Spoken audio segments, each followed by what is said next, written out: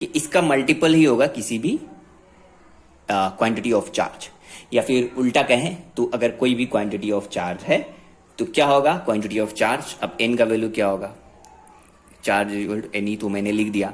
ये ई क्या है, charge of electron, charge of electron, charge of electrons यहां पर मैंने लिख दिया है।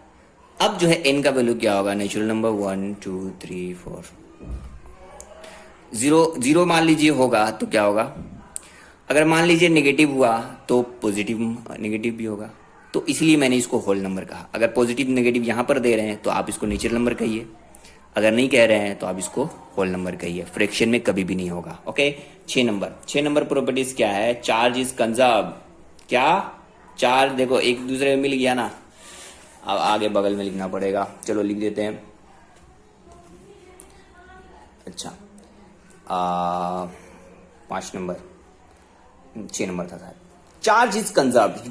चार्ज इज कंजर्व इसका मतलब यह है कि पॉजिटिव चार्ज हो या नेगेटिव चार्ज हो, उसका अलजेब्रिक सम हम कर सकते हैं, उसका अलजेब्रिक सम हम कर सकते हैं। जैसे कि हम लोगों ने इससे पहले ग्लास रॉड को देखा था। इसका मैं एग्जांपल, इसका मैं एक्सप्लेनेशन दे रहा हूं। ओके, जहां पे जरूरत है वहां पे मैं एक्सप्लेनेशन दे रहा हूं।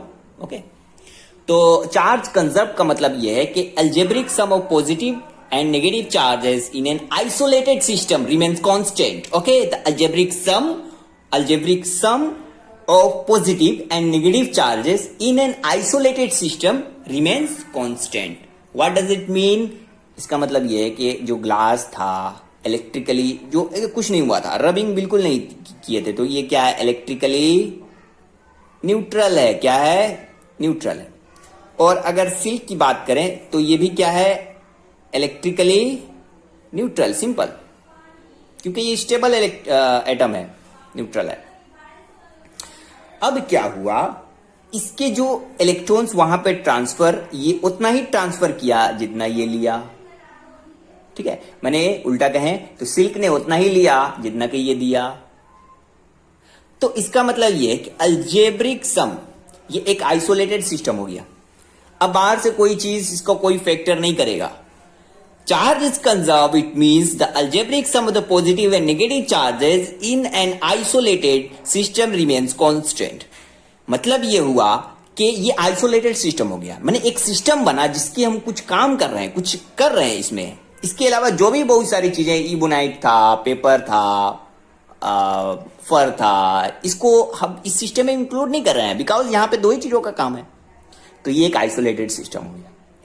तो मान लीजिए कि अगर 10 कूलम चार्ज यहां पर गया है तो ये एक्सेप्ट किया कितना,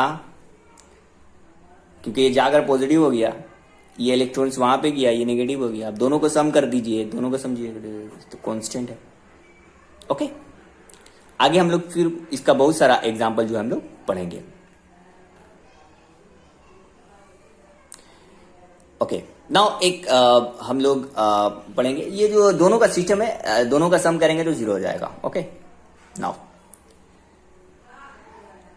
एक और नोट करके आप लिख सकते हैं कि recently the existence of quark of charge 1/3e and 1/, जैसे कि मैंने कहा कि जो चार्ज जो है क्वांटाइज्ड होता है, मतलब n का वैल्यू क्या होगा, यहाँ पे प्लस माइनस ऑलरेडी दें, तो n का वैल्यू क्या होगा, 1 होगा, 2 होगा, 3 होगा, 4 होगा, आप 0 भी ले सकते हैं। 0 होगा मतलब चार्ज नहीं है, चार्ज नहीं है माने न्यूट्रल है, चार्ज नहीं है मतलब न्यूट्रल है। तो यहाँ पे चार्ज है तभी तो क्यों से लिख रहे हैं। ओके, तो कभी कभी सिचुएशन क्रिएट हो जाएगा, n का वैल्यू 0 लेना पड़ेगा, या l का वैल्यू 0 लेने का मतलब ये है कि कोई चार्ज नहीं है।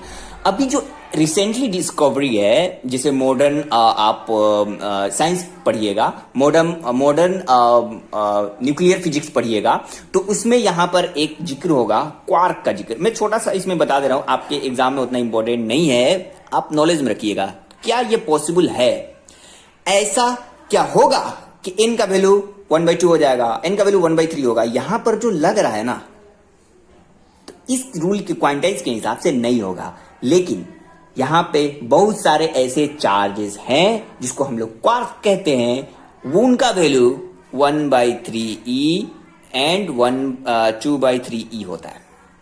ये बात याद रखना। तो क्या लॉ ऑफ जो क्वांटाइज है वो ब्रेक कर गया, तो आप देखिएगा कि लॉ ऑफ जो क्वांटाइज सिस्टम है वो ब्रेक नहीं किया है। अगर क्वार्क जो है डिटेक्ट होता है in any experiment in concrete practical evidence, then the minimum value of quantum charge will be either 1/3 or 2/3.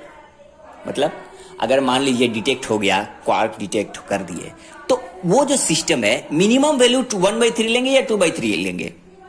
लेकिन चूंकि हम लोग वो तो न्यूक्लियर की बात हो गई, हम लोग न्यूक्लियर की बात नहीं कर रहे. हम लोग किसकी बात करें? अगर न्यूक्लियर वाला केस होगा जहां पर क्वार्क इन्वॉल्व है तो वहां पर ये चीजें होल्ड नहीं करेंगी, ये चीजें होल्ड नहीं करेंगी. जहां पर एक ऐसा एक्सपेरिमेंट जिसमें क्वार्क इन्वॉल्व है, वो क्या होगा कि उसका ये वाला नहीं लिख सकते. ये वाला अगर लिखेंगे तो कहेंगे कि n का वैल्यू 1/3 2/3 होगा. लेकिन जहां पर क्वार्क इवॉल्व जो है उसका कंट्रीब्यूशन नहीं होगा तो ये एलवेज होल्ड्स गुड. ओके, तो एग्जाम में पूछता है कि एलवेज होल्ड्स गुड, तो कहना कि हाँ always holds good. But if there will be the involvement of the quarks, then in that system we never take that quantized form. Okay, now सबसे पहले अब यहां पर चार्ज क्या होता है हम लोगों ने पढ़ा. क्या होता है हम लोगों ने पढ़ा. हम लोग नेक्स्ट बात करेंगे, यहीं से हम लोग शुरुआत करेंगे. What is Coulomb's law? ये कूलम्स लॉ हम लोग एक वेरी इंपॉर्टेंट थिंग्स, क्योंकि इसका कंट्रीब्यूशन होगा हम लोग जब फोर्स हम लोग पढ़ेंगे, बिल्कुल सिमिलर होगा. फोर्स के केस में भी ये सिमिलरिटी करके न्यूटन्स ने लिया था. कूलम्स लॉ भी उसी के बेसिस पर एक सिमिलर फॉर्म देगा आपको फोर्स का. फोर्स एक्ट होगा. हम लोग पढ़ेंगे नेक्स्ट क्लास में Coulomb's law, force between 2 point electric charges. 2 point electric charges का कूलम्स लॉ हम लोग पढ़ेंगे. अभी तक के लिए इतना ही. देखने के लिए धन्यवाद.